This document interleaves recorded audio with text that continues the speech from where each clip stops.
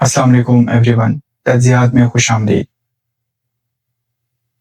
आप लोगों ने ये भी ज़रूर सोचा होगा कि कुछ लोग हर सिचुएशन में इतने काम, कॉन्फिडेंट और कंपोज़्ड क्यों रहते हैं? आपने देखा होगा कि कुछ इंडिविजुअल्स ना घबरा रहे होते हैं, ना ही जल्दी पैनिक करते हैं, बल्कि अपने एनवायरनमेंट को समझकर हर दफ़ा बेहतर डिसीजंस ले रहे होते हैं। आखिर उनके अंदर ऐसी एडॉप्टेबिलिटी कैसे आती है? आज के लेक्चर में हम इन्हीं सवालात के जवाबात ढूंढने की कोशिश करेंगे।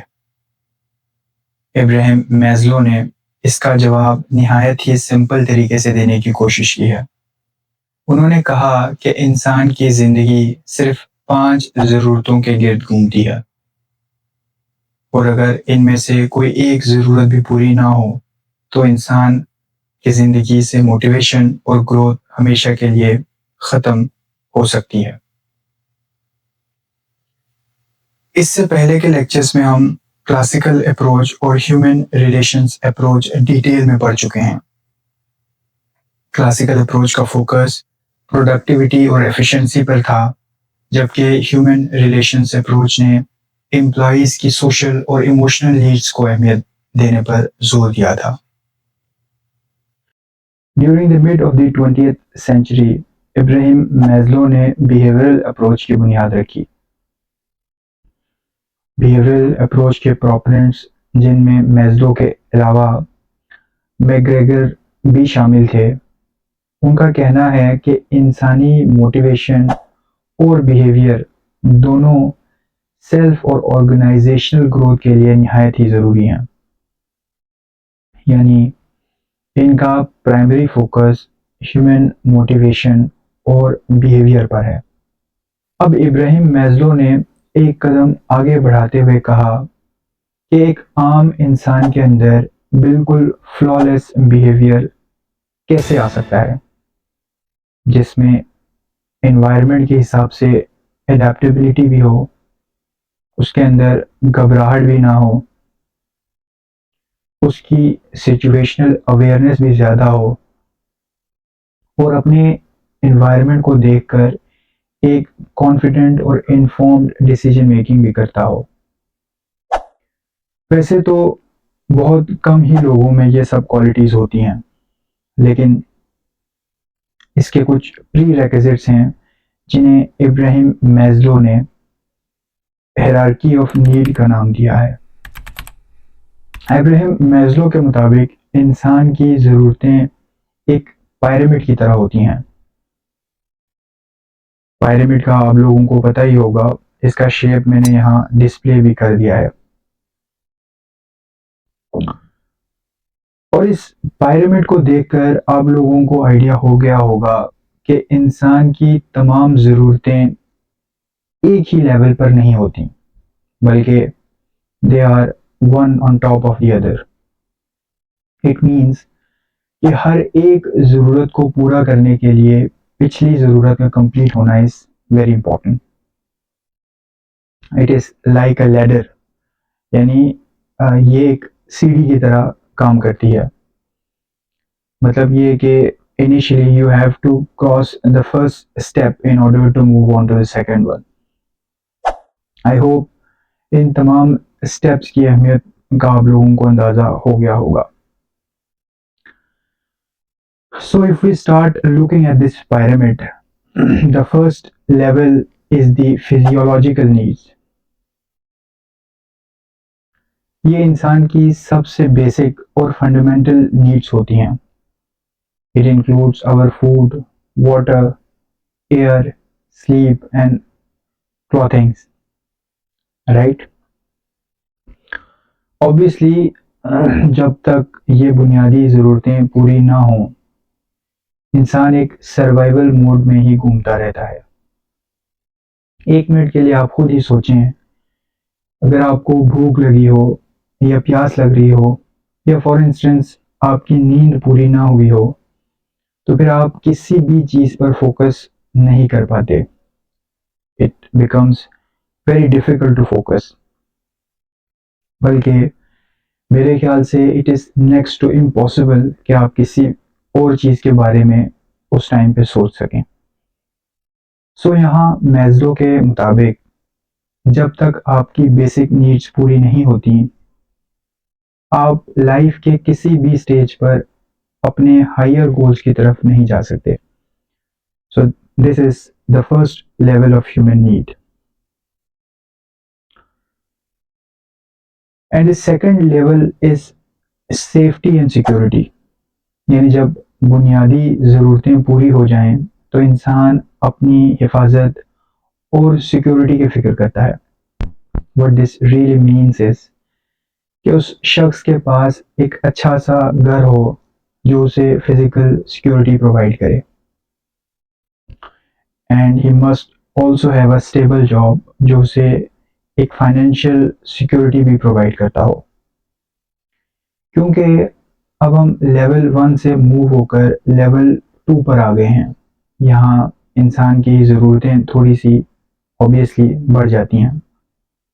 Like here an individual is thinking beyond the basic needs. उसे अपनी हेल्थ की फिक्र भी होगी, and he also wants his children to have good education, जिसके लिए obviously he needs a secure environment जहां वो अपनी नीड्स को पूरा कर सकें। He want his house to be in a good society जहां पे लॉ एंड ऑर्डर मेंटेन हो, so that he can get some peace of mind. So यहाँ फिजिकल एंड इकोनॉमिक सिक्योरिटी एक इंसान के अंदर सेंस ऑफ रिलीफ भी provide करती है। Most of the lower middle class के जो लोग हैं वो अपनी ज़िंदगी इस लेवल पर गुजार कर चले जाते हैं। Moving on, the third level is love and belongingness. जब एक इंसान को सेफ्टी एंड सिक्योरिटी मिल जाती है तो इंसान चाहता है कि उसे फैमिली, फ्रेंड्स और उसकी सोसाइटी एक्सेप्ट करे। What this really means is के इंसान चाहता है कि उसे एक सेंस ऑफ बिलोंगिंगनेस का एहसास हो। फ्रेंड्स एंड फैमिली के अलावा अगर वो कहीं जॉब करता है तो उसके कोलीग्स भी उसको रिकग्नाइज करें। यानी ये वो स्टेज है जब एक इंसान महसूस करता है कि ही बिलोंग्स टू समवेयर और लोग उसको वैल्यू कर रहे हैं। ये ज़्यादातर मिडिल क्लास लोग होते हैं जो किसी न किसी तरह से अपनी सर्वाइवल मोड से निकलकर नेक्स्ट स्टेज यानी इस स्टेज के अंदर दाखिल हो चुके होते हैं। मैस्लो के मुताबिक इस स्टेज में फॉल करने वाले लोगों में ग्रोथ के चांसेस काफ़ी हद तक बढ़ जाते हैं, and there is an obvious reason for that, क्योंकि सेंस ऑफ बिलोंगिंगनेस की वजह से उसके पेरेंट्स उसे एक अच्छी ना सही लेकिन फिर भी कहीं ना कहीं एक एजुकेशन या स्किल डेवलपमेंट की तरफ उनको लगा देते हैं। यहाँ एक इंडिविजुअल खुद को सक्सेसफुल तो नहीं कह सकता, लेकिन एक इमोशनल और सोशल रिकग्निशन उसको समहाउ मिल जाती है। लाइक दोस्तों के साथ बैठना या फैमिली गैदरिंग्स का हिस्सा होना। This is again something which can not be seen as a victory, क्योंकि about 85 to 90% of our society already जो है वो इस स्टेज पर मौजूद हैं। क्योंकि फर्स्ट लेवल जिसे हमने बेसिक नीड कहा था, यानी खाना और पानी, फिर second level safety and security यानी रात गुजारने के लिए एक छोटा सा घर, और third level sense of belongingness यानी एक फैमिली और एक छोटा सा friend circle. The reason I said कि आप इसको विक्ट्री नहीं कह सकते क्योंकि ये फैसिलिटीज़ बहुत से लोगों को ऑलरेडी मुयसर होती हैं। यही मिडिल क्लास लोग कहलाते हैं जो लेवल ऑफ बिलोंगिंगनेस के स्टेज पर अपनी बचत और होशियारी के साथ एक छोटी सी गाड़ी भी ले सकता है, और हो सकता है उनके जो घर के दीगर मामलात हैं वो भी एक अच्छे तरीके से चल रहे हों। यहाँ इसी स्टेज पर लोअर मिडिल क्लास और मिडिल क्लास की डिस्टिंक्शन होती है। ये लोग अपने वर्क एनवायरनमेंट में भी अच्छा परफॉर्म करने की सलाहियत रखते हैं। अब सोसाइटल एक्सेप्टेंस हासिल करने के बाद the fourth level is the self esteem, यानी लोग आपको इज्जत की निगाह से देखना शुरू करते हैं। मैस्लो ने एस्टीम को दो टाइप्स में डिवाइड किया है। नंबर 1 इज एक्सटर्नल एस्टीम, यानी इसका मतलब है कि दूसरों से मिलने वाली इज्जत।